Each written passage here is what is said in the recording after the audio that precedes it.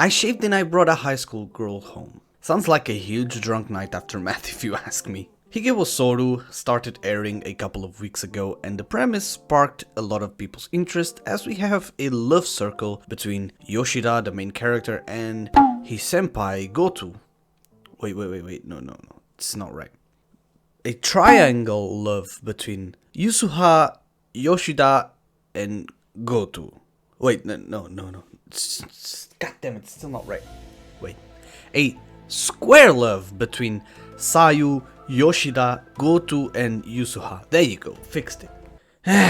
In all seriousness, I've taken a lot of interest in this show as we have a romance conundrum between multiple people in a creepy and yet convenient scenario. Yoshida, the male protagonist of this story, just got rejected by his boss, who's this very sensual lady, and to get over it, well, he gets drunk while annoying his friend and co-worker about it. When heading home, the first thing he stumbles upon is a pair of black pants.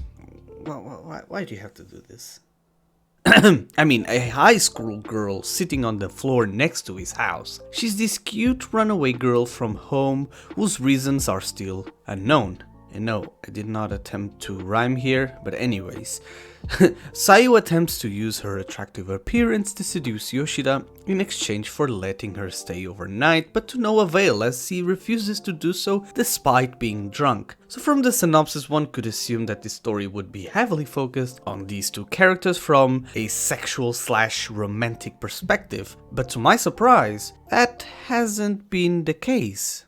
Or at least not yet anyways. Yoshida sees Sayu merely as a child that needs protection since she ran away from home, left school, and has no particular plan for her future besides trying to survive using her body as payment in order to get a roof over her head. And Yoshida, well, he feels sorry for her and lets her stay in his house until she feels ready to face her own problems. In exchange, she makes the chores around the house since Yoshida is, well, a very busy salaryman with no time on his hands. What makes this show interesting is the story's presentation overall, as I'm compelled to see how the narrative progresses when we have a teenage youngster living in a salaryman's house and how their relationship develops. It is also interesting to notice Yoshida's first impression about his character. Despite the attempt at being seduced by a very attractive female individual, he proves to be a decent guy for not taking advantage of her, even in his drunk state. Things keep going this interesting route because the very next day Sayu continues to be very seductive and tries to convince him to do, well, the lewd things to her.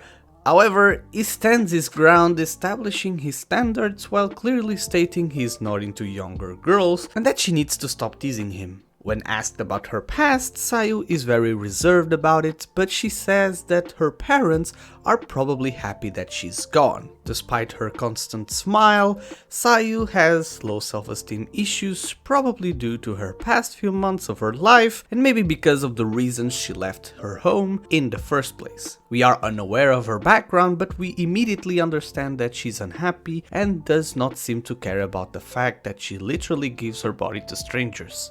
It does show how sort of broken Sayu is as a character on the inside because she has been believing up to this point that it was okay to do these sort of things. For these reasons, Yoshida still believes she has been spoiled, as he blames adults in general for being bad influences to her. Or at least, the adults she has been dealing up with. With time, they get accustomed to each other's presence, as if they were fundamental to each other's personal lives. Sayu starts to feel better about herself and regains a bit of her confidence since she doesn't need to use her body to get a place to stay while having someone else to support her. And Yoshida, well, despite seeing her as a mere child, he's happy to have someone that greets him after a busy day at work, as a female presence serves to fill that hole he has on his heart after the rejection. What is interesting about their relationship is that neither of them have real feelings for each other, at least up until episode 3, but we understand that they appreciate being together as if they were a real couple, and yet there are certain barriers that are exposed, preventing the two of them to be more than just acquaintances, like Goto and her curiosity about Yoshida's overall good mood that led to a second date only for her to,